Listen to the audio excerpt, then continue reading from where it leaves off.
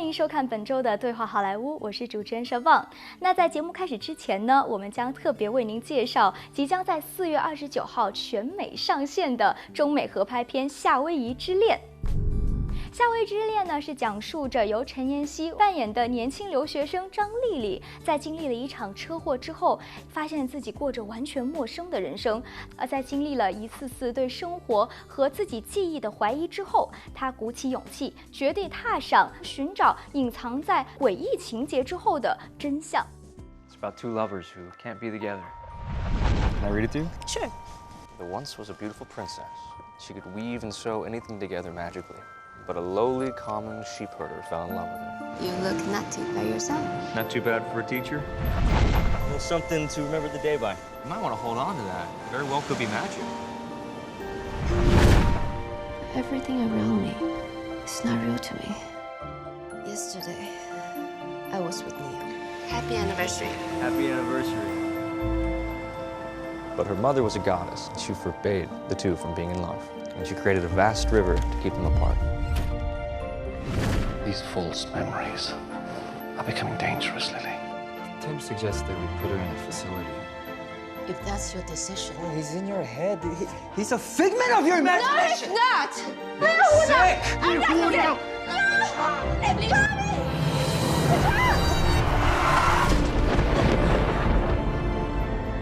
Is this life so awful that you had to go make up some fairy tale world? Stay away from me. You're his mother, Lily. He's like a stranger to me. I really don't know what's going on with me. I don't remember any of this.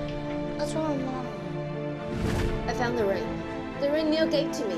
But the magpies of the world, they felt sorry for the two, and so they created a bridge where the lovers could see one another. There's nothing there, though. I will never forget you. Can fairy tales come true? You have a perfect husband, an incredible son. That's what you hold on to. We had a life together. And then one day you wake up and you act like I'm some stranger. You can't plan everything. Sometimes you just have to follow your heart. Get through this together, okay? I remember our first date. I know you love me. I know you do. Wait, do you think I want any of this? Come on, you tell me what I can do. What's going on, Lily?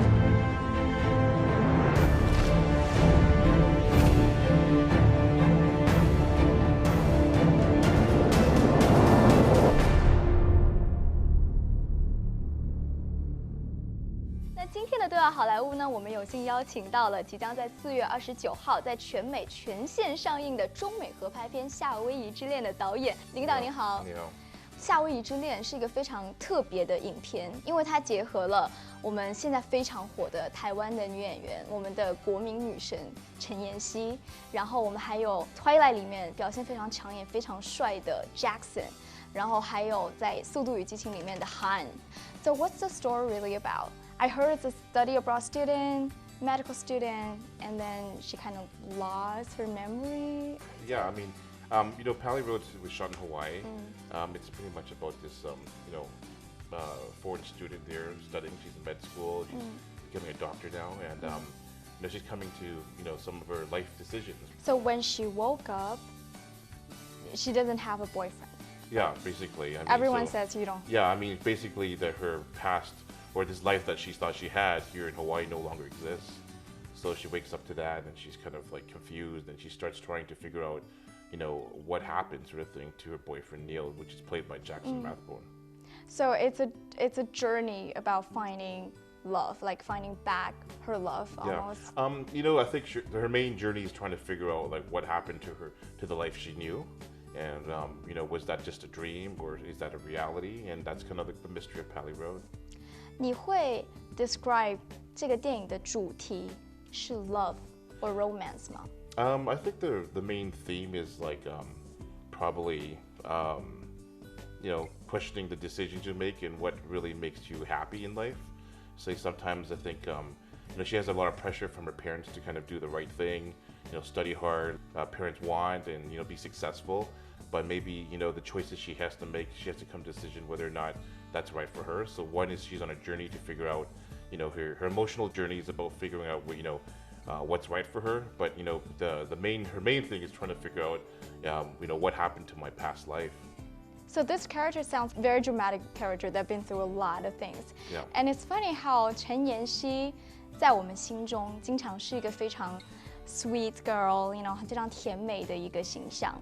当时为什么是直接就找陈妍希来演这个角色吗？ Yeah, I mean, I think what we were trying to do is that we wanted an actress who could kind of, very believable as a foreign student, and Michelle's actually studied here in the U.S. and, she's lived in the U.S. She was a foreign student, so immediately her name came up.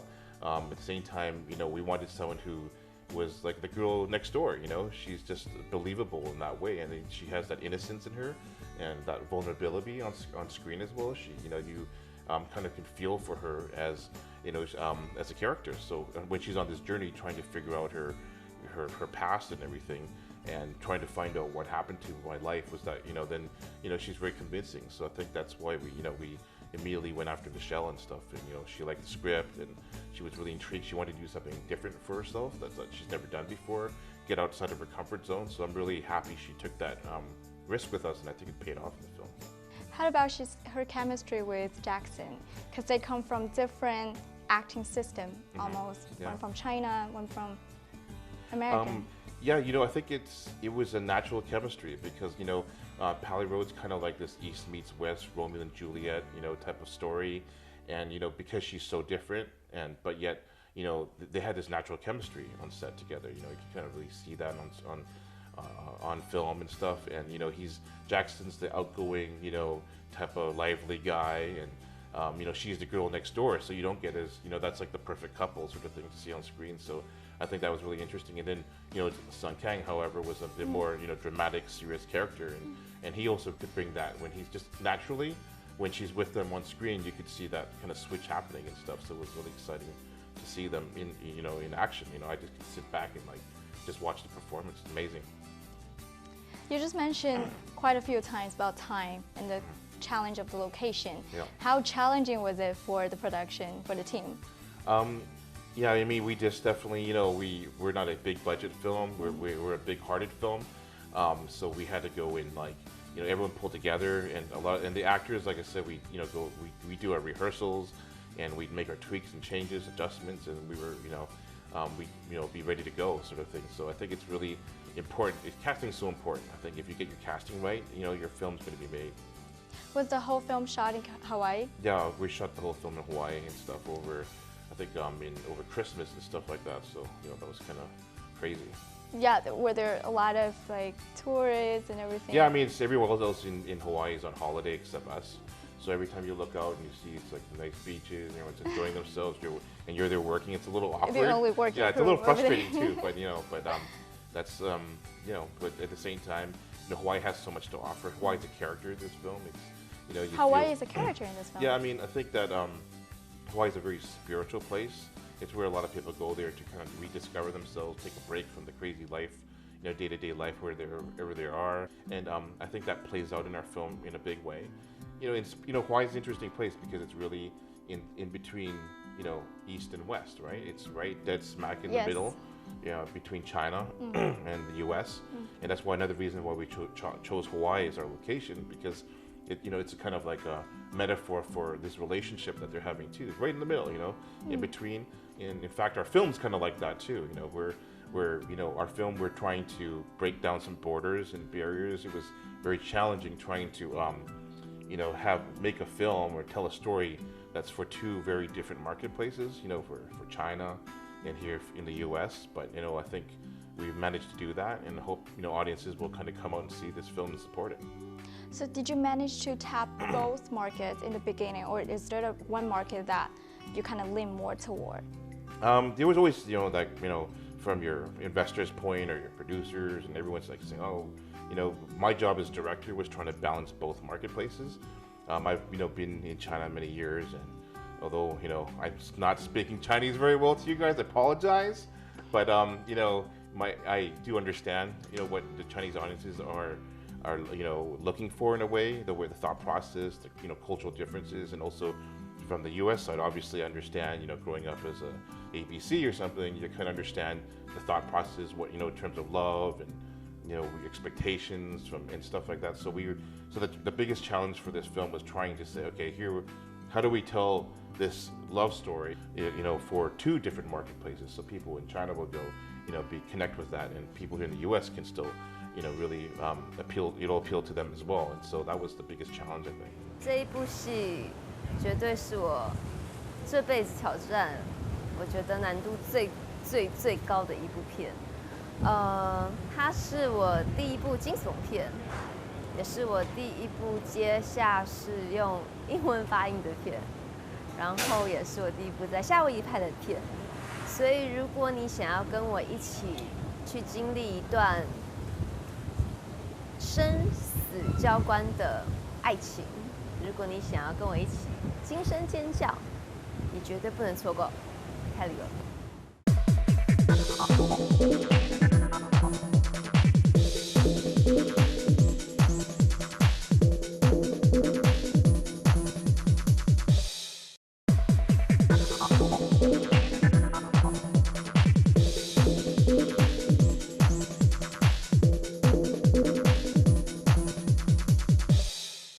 Is the film independently financed? We approached it like, independent studio way. We got it financed partially with our partners in China, like Daddy Cinemas out there. It was very challenging and stuff. And we worked closely with the Hawaiian, Film and Cultural Board out there. They've been very supportive. And I think, in a year where everyone's talking about diversity and stuff in film, the timing is good for a film where we can show that how, I think, through diversity, you're able to kind of like tell different type of stories. It's not just about, seeing Asian on screen, but you actually can have very, new content and original content because, you're allowing diversity on the screen. So I think that's really important as well. What's the story about your next project? It's basically, it happens, I was just doing a lot of research about like, I don't know how we ended up there, but about, the Chinese history here in the US and stuff. So a lot of, so I started, researching. Of course, everyone knows the stories about the Chinese building the railroads here, and we've kind of seen that in TV series and everything. So, but what was interesting to me was that at that time we saw what happens after the railroads are built. I thought that was a more interesting period because after the railroads were built, we saw that the Chinese were a bit displaced. They didn't know where they belonged. What do we do now? So they started. The Chinatowns were being built. They're trying to assimilate themselves into America. They're trying to find, so start identity families. crisis. Yeah, they're starting. Yeah, exactly. A bit of an identity crisis, but they're trying to just like most immigrants find their place in American society. So the Chinatowns were being built. But at the same time, they started taking away jobs from a lot of other immigrants because they were willing to work for much lower labor. And that caused a lot of racial tensions. At that time, a lot of politicians started to pick up on that and on that tension and use that in for political gains and stuff like that. So there was one particular racist politician named Dennis Kearney who went about and trying to use that to stir up the people, and then next thing you know, there were these racial riots against the Chinese. In fact, some of the largest lynchings in American history were against the Chinese, these racial riots and stuff. And because of that, a lot of Chinese that's how they ended up on the East Coast, even in New York. They were lynched and killed, and the Chinese just packed up and took off and left for different cities and stuff. In fact, there was one Chinatown that's called Hop Valley or something in Denver, which started off as a very vibrant Chinatown, but because of the lynchings and the mass killings of the Chinese, everyone decided to just pack their bags and go, and so they ended up in leaving. And that's kind of like the story I want to tell. But we're going to do it a little bit differently. We didn't want to do. I think it's be very heavy. We wanted to keep it commercial as well and have a bit of fun with it. So, at the same time, we wanted to do a bit of a mashup between two really popular genres, like a Western and martial arts movie. So it's going to be more of a mashup, and it's called Kung Fu Cowboy and stuff. So definitely, we're looking forward to that. Yeah, thank you. So let's go back to the beginning of the journey. And you said you spent quite a few years in China. What did you do in China? Filmmaking? Yeah, I started off there, went to Beijing Film Academy. 北京电影学院. Beijing 电影学院, right? And then I went to... For undergrad? Sorry, for undergrad? It was just like a one-year kind of type of course thing. You go there, because I'd been to film school before, and I was more about like exploring China and Beijing and stuff. And I went and started, I wrote a short film actually, called 扣篮对决, right? It's a basketball movie, short film. And, the short film just kept writing and then it became a script, and then at the end of the day, we ended up shooting that as well. As a feature? As a feature. We used some popular artists like Zhang Yishan and, Zhang Yishan and Maji Didi as well. And 台湾的马吉弟 Lin Xiaofan. So we used some these guys are all doing really pretty good right now, so I'm happy for them.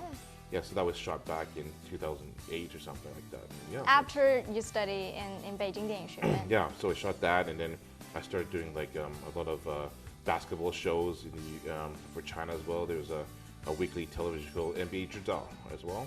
Oh, it's like a TV show? A TV show, weekly show for the NBA. And then I think probably, another interesting thing we did was a TV series for Sony called 苏菲日记 as well. 苏菲日记 Yeah. And then that was kind of like a weekly show for Sony and stuff. It's an online interactive show. So I think at the end of each week, kind of choose what the main character would do and stuff. So we had to shoot 2 versions of that, which is kind of interesting. But professionally, how did you transition to the film industry here in the US? Because I know there's a huge difference between the film industry in different countries. Oh, absolutely. I mean, I think, when I first came out here, I wasn't even sure if I was still going to be making films and stuff, What did you plan to do? I don't know. I was just, at this point, at that time, I was like, okay, I was looking at everything, but, I just kind of, was working with some of my producers. We were coming up with ideas, and sometimes it's weird, but stories kind of reach out to you, grab you and stuff like that, and all of a sudden you have that passion and energy to pursue, and I just going, okay, well, let's see what happens here, when coming up, so it always comes with a story first for me. If that story is good enough and that's interesting enough, and then you have the energy to keep going, pushing things forward. And I think that the most important thing is being, perseverance and persistence.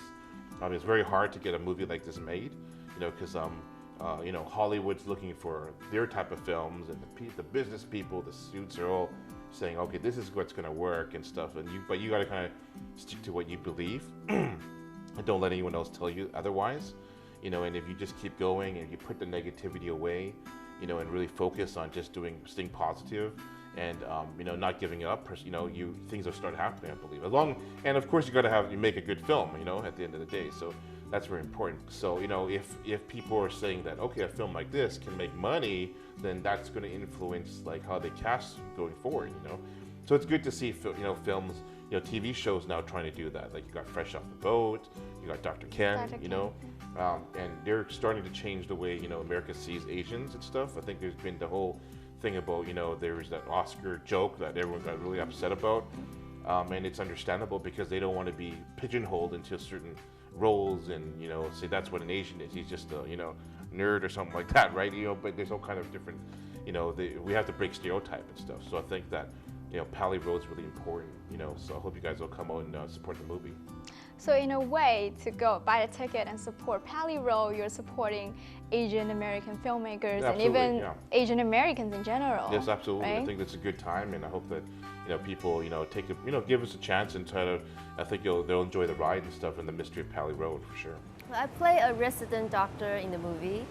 So before we start shooting, we went to the hospital, the Hawaiian hospital, to talk with the doctor about how to use the equipment in the emergency room, like the defibrillator, also how to do the compression in the ER process. Plus, because in the very first scene, I lost my patient because I play a doctor who's never lost a patient in her life. And in the very first scene, I lost my patient.